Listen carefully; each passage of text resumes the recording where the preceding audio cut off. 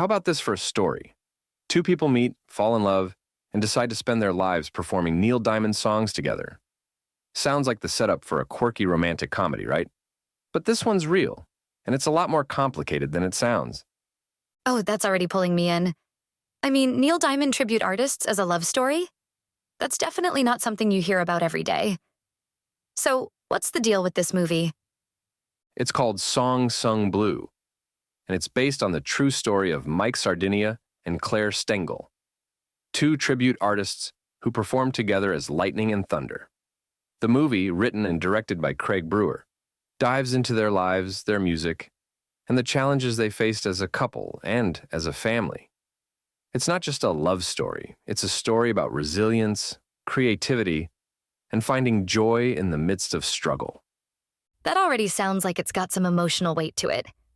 Where does the story begin? It starts in 1987 when Mike, played by Hugh Jackman, meets Claire, played by Kate Hudson. She's performing Patsy Cline's songs at the time, and he's kind of in a transitional phase in his life. She suggests he try performing as Neil Diamond, and that's where their partnership begins. They start performing together as Lightning and Thunder, with Claire as his backup vocalist. And they're not just partners on stage, right? They fall in love too? Exactly. They're drawn to each other almost immediately, despite a significant age difference. But their relationship isn't without its challenges. Mike is a Vietnam veteran and a recovering alcoholic, and Claire struggles with depression. Plus, they're both single parents trying to make ends meet. It's a lot to juggle, but their love for each other and their shared passion for music keep them going. That's a lot of layers to their story. It's not just about the music or the romance. It's about their whole lives, really. Right, and that's what makes it so compelling. The movie doesn't shy away from the tough stuff. It shows their financial struggles, their personal demons, and even some life-threatening situations. But through it all, they keep coming back to the stage. That's where they seem happiest, performing together and connecting with their audiences. It sounds like the stage is almost like their safe haven, a place where they can escape everything else and just focus on the music. That's exactly it. The stage becomes a sanctuary for them, a place where they can be their best selves and share something meaningful with others. And the way the movie captures that is really powerful. You can feel the energy and the connection they have when they're performing. Speaking of performing, how are the musical numbers in the movie?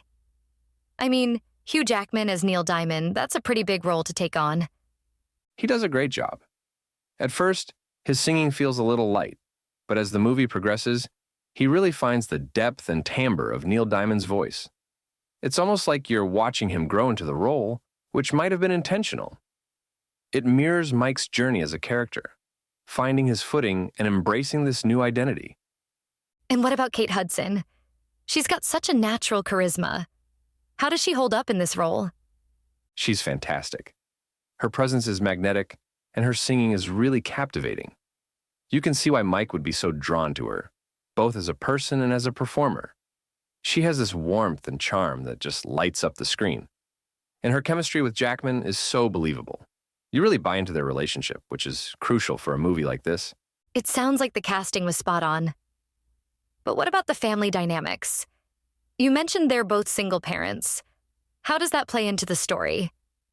That's a big part of the movie. Claire has two kids, Rachel, a teenager, and Dana, who's younger. And Mike has a teenage daughter, Angelina, who lives with his ex-wife. The relationship between Rachel and Angelina is especially important. They're the same age, and their interactions add another layer to the story. It's not always smooth sailing, but there's this underlying sense of connection and growth between them. That's such an interesting dynamic to explore.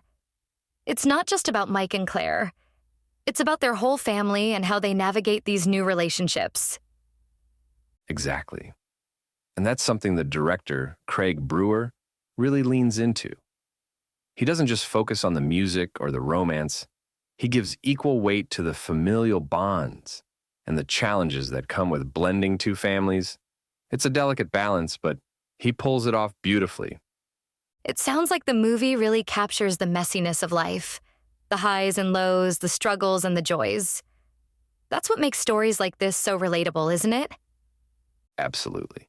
Even if you're not a tribute artist or a single parent, you can see parts of yourself in their journey. It's about love, perseverance, and finding your own version of happiness, despite life's challenges. And the movie doesn't sugarcoat anything. It's honest about the struggles they face, but it also shows their resilience and their ability to find joy in the midst of it all. That honesty is so important. It makes the story feel real, like you're not just watching characters on a screen. You're seeing real people with real emotions and real struggles. And that's what makes it so impactful. It's not just a story. It's a reflection of life, with all its messiness and beauty. It's a reminder that even in the toughest times, there's still room for love, joy, and connection. So, final thoughts. What's your takeaway from Song Sung Blue? For me, it's a celebration of resilience and the power of music to bring people together. It's a story that's as heartwarming as it is heartbreaking, and it stays with you long after the credits roll. I couldn't agree more.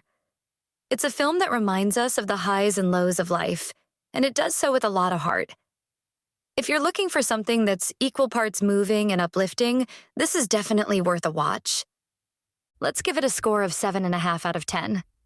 Absolutely. And with that, I think we've covered just about everything. Until next time.